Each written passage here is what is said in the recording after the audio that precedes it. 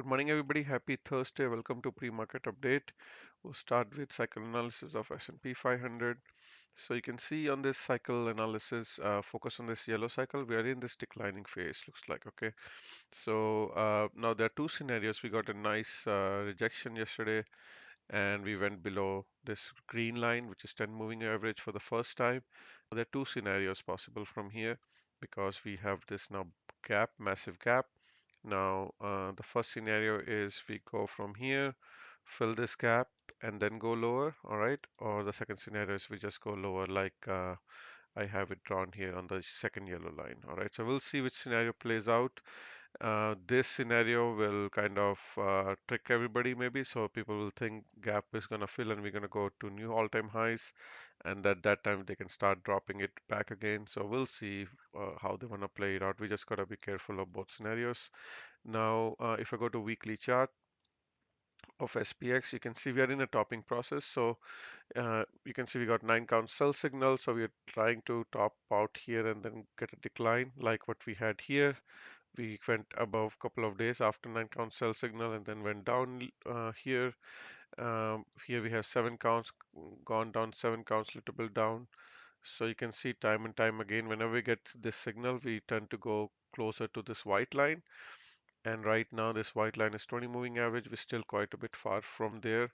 And if I go from close yesterday to the white line, we are around still 5% away. All right, so I think around here 5300 is a nice support. If we get that, I don't know if we're gonna get now or maybe in August.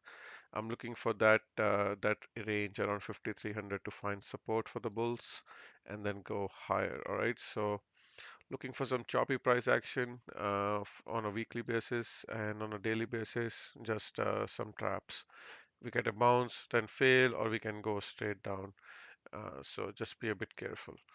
And on NDX, just wanted to share long-term analysis. Again, we had a gap down, so same thing possible. All right, they could try to fill this gap and then go lower. All right, or they can flush down. Now, higher time frame again on weekly.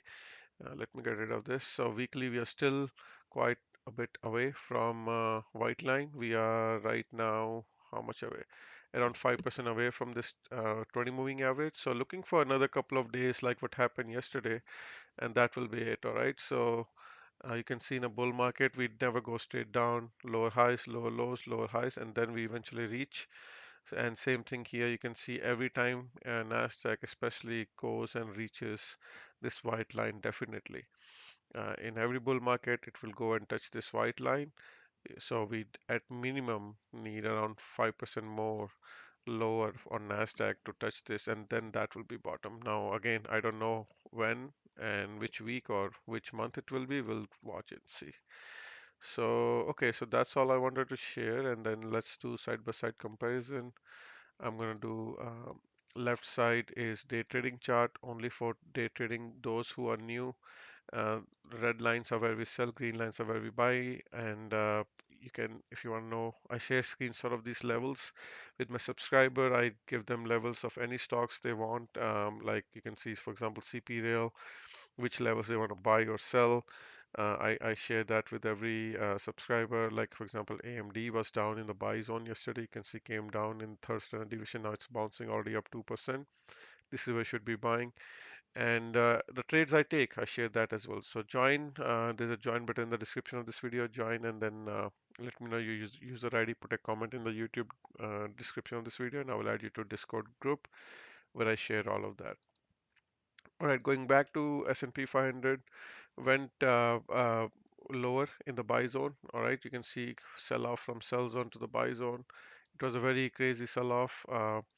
Almost 1.5%, and now we are bouncing. So where we are right now, we are in the neutral zone. All right, so if we go down below, this is US 500 55.87, that's a good area to buy. Here is no trade. If we go above 56.35, that's a good area to sell. And on a daily chart, looks like they're trying to hold this green line, which is 10 moving average. So we will see a close up of that. They might hold, or they can try to close the gap and then reject, like I said on SPY or SPX. I said maybe they can go up. There's a gap here around 564. They can try to close that and then go down. On SPY, there's another gap. Let me just show you another thing. On SPY, there's a bigger gap here around here, which is going to be filled with 536. So from where we closed yesterday to that gap is around 3.5% away. So that gap will be filled. We just don't know when. So let's just keep that in mind and be very careful. Nasdaq. All right. So Nasdaq, what the levels are? Nasdaq is also bouncing from the buy zone. You can see here came to the buy zone, now bouncing. So again, if it goes below 19,846, look to buy. Else, this could be lower high, and then we're going lower. Dow Jones is little weak today. Uh, Massive pump yesterday, and now in the middle. Dow Jones is pumping because it's less on tech heavy, and UNH reported earnings. All the health stocks, J&J reported earnings. They were all pumping. Helped Dow Jones. Now coming in the middle, so nothing to do here. DIA ETF. There are green lines on all the gaps. You can take a screenshot of this, and these will be filled at some point. Same thing for Russell 2000, IWM. All these green lines are the gaps to fill. So this is very parabolic, looking for these gaps to fill. And if I want to see the levels on Russell, they're coming closer to buy zone actually. Nice dump from sell zone yesterday, now going towards buy zone. So let's see if it can go below 22, look to buy again. But this is parabolic, guys. This looks crazy, so maybe it really needs a cool down, looks like. AMD, I shared levels. It's in the buy zone right now, up pre-market already, 2%. Now there is a gap here which is not fully filled, so I'm hoping, and that's where this 200 EMA is lying. Although it's up 2%, so who knows how they can dump it very soon. But if they don't recover it above this red line, 50 moving average, I think I'm looking for this gap, and that's where I will be buying 153.22. That's my target, so I'm keeping an eye on that. If it reaches there, around 200 moving average, that's where I will be really looking to buy. And you can see every time it touches 200, it bounces. Sometimes it undercuts it, but as a long-term investor, let's see what happens. We'll watch. If it don't get it, then it's fine. Bitcoin. Let's look at Bitcoin. Let me zoom in. So BTC chart. So Bitcoin is trying everything it can. Just one thing to note: this big gap is here. Like I said, I don't know when it will be filled. I'm hoping it can fill now with S&P 500 getting rejected, or it can go, other scenarios can go make a new high and then come back later. So I don't know which scenario will play out, but just remember this massive gap will fill, and there are other gaps downside as well. Ethereum, same thing, massive gap here, looking for that to fill.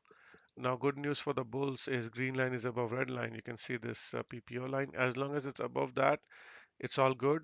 But if a crossover happens, green line goes below red line, then that's bearish. All right. So keep that in mind and plan accordingly. All right. As of now, on a live market, it's closing above all moving averages. One thing to note, I'm getting this cells, 7 count sell signal, 8 count sell signal. Last time I got that, we got a nice dump. So just be mindful of that. Here also got a little bit dump, sideways movement. Here we got nothing, just 1 day of dump. Here also a little bit of dump. So just be careful. I'm getting this indicators saying that a dump might be in the cards. Ethereum, same thing. Having this indicator, sometimes it takes a while to get the dump, but just be careful, all right? So just wanted to share that. All right, so here you go. Bitcoin is in the neutral zone, and already I shared what I'm thinking is going to happen. And Ethereum is also right now going towards sell zone actually, so it's a bit powerful than Bitcoin. All right, so let's keep moving. Gold. Let's look at gold. Was very bullish. New highs, so very bullish. So I don't want to touch it here. I want to touch it near here, near 200 EMA. I don't want to touch it, but it's sky's the limit. I don't know where it's going to go from here. But short-term chart, trading chart is in the neutral zone. All right.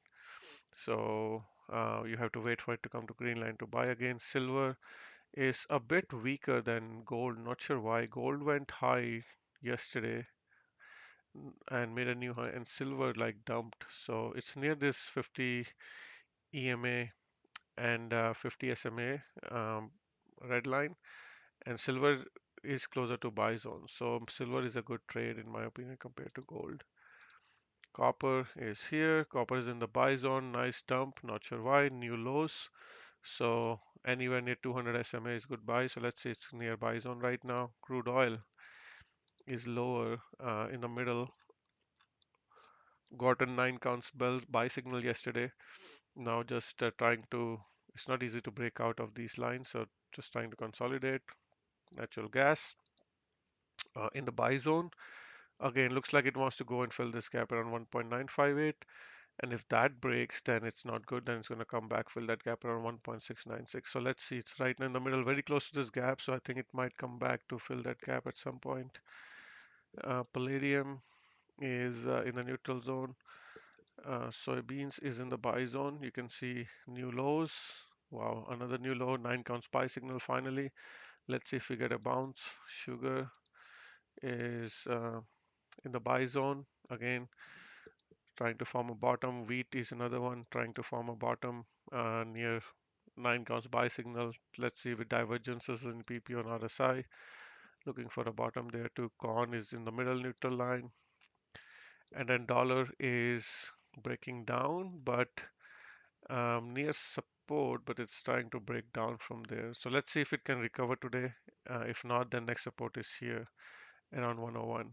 So all right, let's look at some of the FANG stocks which sold off yesterday. Tesla in the middle neutral line, still did not go to buy zone yet. Tesla, I'm gonna ignore it because I want to buy on these gap fills, and also an earnings coming very soon next Tuesday. So a gap here around 230, gap here around 212, gap here around 198. So I will be only buying in any of the gap fill touches. Apple is in the neutral zone, up pre-market. All these stocks are up, looks like, after a dump. So maybe a relief rally, we'll see. Amazon is up, looks like, after going into the buy zone. Meta, Facebook is down 5% yesterday, now going higher.